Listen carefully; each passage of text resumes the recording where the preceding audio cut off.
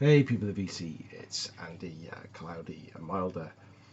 Today is the 24th of April, and today I finally finished the 50 album challenge that I started on the 7th of April. It has taken me 48 days to complete. It took me way longer than I expected. In hindsight, I'm not really sure I knew what I was getting myself into. So the premise was pick 50 albums from your collection that you have not listened to in over 2 years. I've got quite a few more than that, but I picked my 50 and I did a video back on just before the 7th of April and showed all 50 of those albums. I'm not going to show them in this video again, in case you're wondering, but what I wanted to do was share my thoughts on the process and the challenge itself, and maybe pick out some highs and lows of some of the records that I shared. So I think I've got about I got a fraction of the 50, about 15, 16 or so, that struck a chord with me, either a positive or negative, which I thought would be cool to share. As always, let me know in the comments below what you think of this. So during these last 48 days, I have listened to nothing else on vinyl.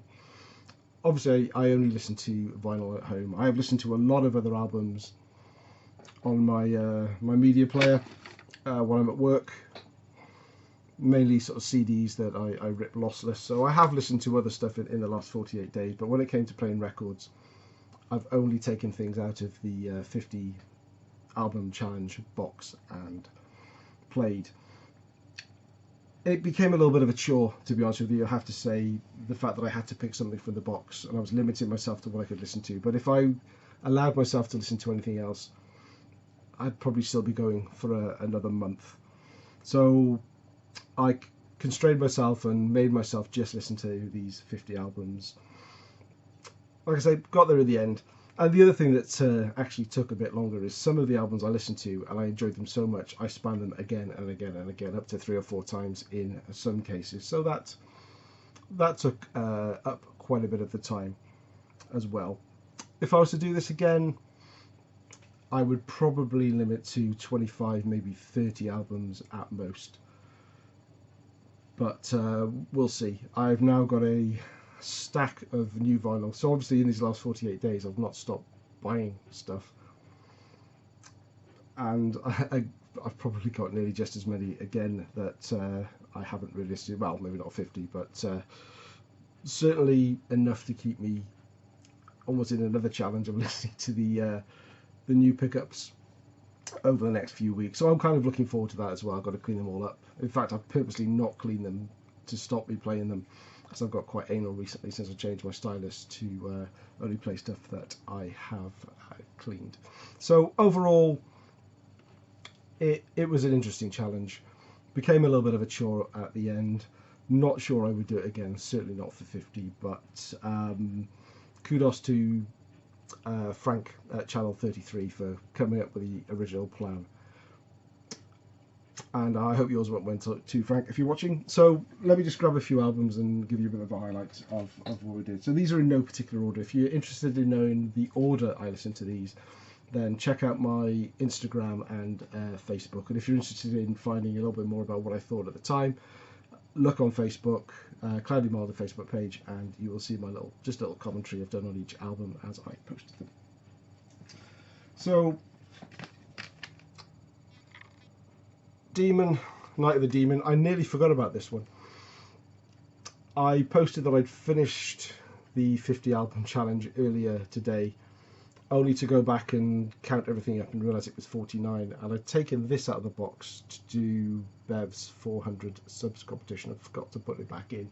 The one advantage being is this is by far my favourite album of all of the 50, so the fact that I accidentally left it out and then remembered at the last minute meant I got to play the last one to finish it off. So I finished the challenge on a high. So great new wave of British heavy metal. Really great connecting with Girlschool, Screaming Blue Murder, their third album again. Usually I reach for Hit and Run and Demolition, but this is a great album with Girlschool on top form. Thoroughly enjoyed giving that another spin. The biggest surprise of the challenge for me was reconnecting with this. This is the album is called Nicta, the band's called Zeminal, and as the logo suggests, it looks like a black metal band, but this album is really far from black metal. It certainly has black metal elements to it, and that's kind of what put me off reconnecting with this one before. But there's a far more progressive sound to this as well, and if you're thinking the black metal and prog rock don't go, maybe give Zeminal Nicta a listen and see if you can't be convinced, because I am now. It's not going to make me go out and buy any black metal, and it's not really going to make me go out and buy any prog rock, really, prog metal, but it works. And yeah, delighted. So I'm definitely going to be giving this one a spin again soon. More Warhead. I hadn't played this for quite some time. I didn't really remember what it sounded like, but I do remember when I last played it that I wasn't too fussed about it. Giving it another spin now, I've absolutely thoroughly enjoyed it. It's got a real early 80s versus 1980s in it. New wave of British heavy metal sound, more of the Iron Maiden sound at the time, which isn't really surprising with Paul Mario Day, who was one of Maiden's early vocalists. But this is great. As I say, reconnecting with this one has been a real pleasure, and something I will play again more often. There were 3 Saxon albums that I'd never heard before, part of a Eagles and Dragons box set that I picked up. That was Metalhead,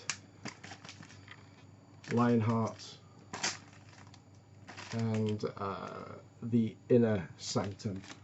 I love all 3 of these, and I played these multiple times. These are ones certainly I played at least 3 or 4 times each, just to get my head around them again and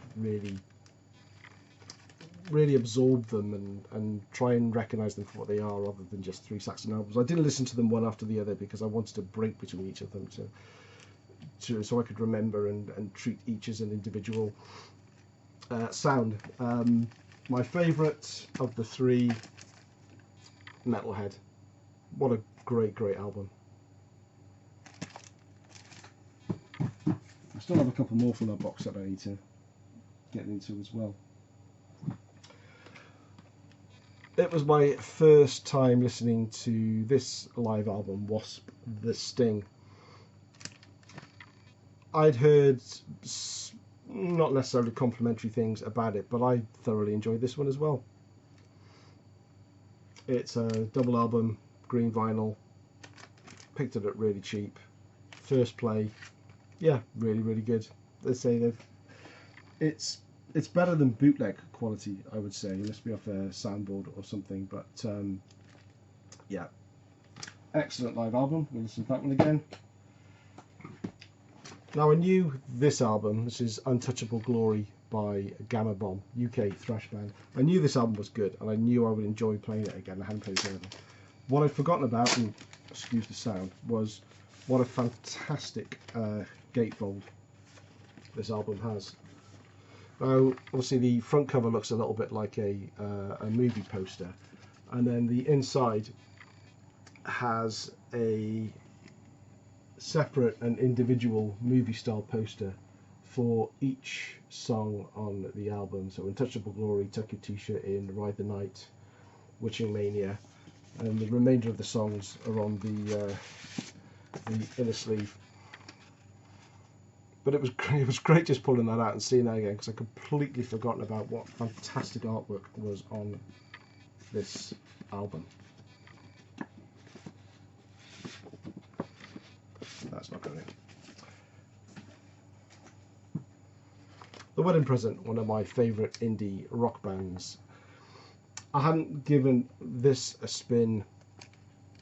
I talked about how I picked this up as a crowdfund, and I just wasn't impressed by the perceived quality of the overall package. I kind of expected more for my money, and that put me off playing it. But I played it, and it sounds absolutely superb, as you'd expect from BBC recordings. Really, really well. Just the sound is really, really rich, and I thoroughly enjoyed that one. Now, some of the ones that maybe were more of a miss than a hit.